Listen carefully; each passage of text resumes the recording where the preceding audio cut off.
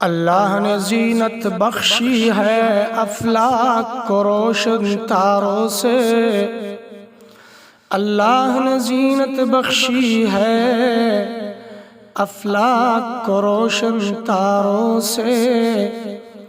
اسلام نے عزت پائی ہے محبوب خدا کے یاروں سے، ابو بکر و عمر ہے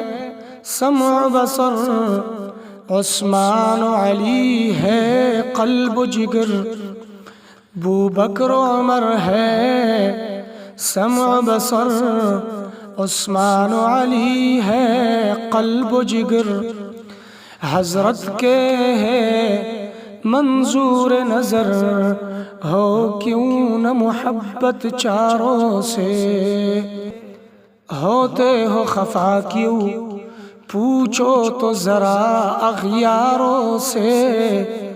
تعریف صحابہ